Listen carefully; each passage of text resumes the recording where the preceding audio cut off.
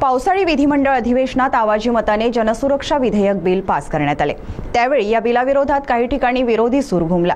त्यानंतर हे प्रकरण थंड पडले होते। मात्र आता पुन्हा जनसुरक्षा विधेयकाविरोधात सर्वपक्षीय कृती समितीने आवाज उठवला असून चंद्रपूर जिल्हाधिकारी कार्यालयात नुकतेच सर्वपक्षीय कृती समितीच्या वतीने धरणा, निदर्शने, आंदोलन करण्यात आले।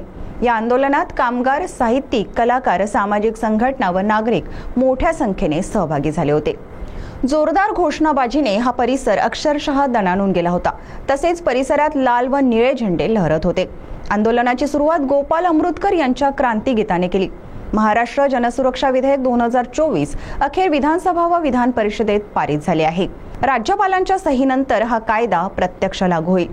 हे विधेयक विधिमंडळाच्या पटलावर ठेवण्यात आल्यापासून अनेक विचारवंत, स्वतंत्र पत्रकार आणि संघटना याचा विरोध करत आहेत। जनसुरक्षा विधेयकामुळे सामान्यांसोबतच अनेक सामाजिक, राजकीय कार्यकर्त्यांना देखील हा कायदा धोकादायक ठरणार असल्याची चर्चा राज्यात आहे। त्यामुळे हा कायदा रद्द केला नाही तर संपूर्ण महाराष्ट्रभर तीव्र जनआंदोलन करण्यात येईल असा इशारा यावेळी सर्वपक्षीय कृती समितीने दिला आहे। या आंदोलनात समर्थन व पाठिंबा देण्याकरिता आम आदमी पार्टीचे मुसळे, मयूर राईकवार, राष्ट्रवादी काँग्रेस पार्टी, शरद पवार गटाचे राजेंद्र वैद्य व अनेक राजकीय पक्षांनी पाठिंबा दिला। या कार्यक्रमाचे संचालन कॉम्रेड रवींद्र उमाटे यांनी केले व प्रास्ताविक कॉम्रेड अरुण भेलके यांनी केले, तर आभार प्रदर्शन कॉम्रेड राजू गैनवार यांनी मानले।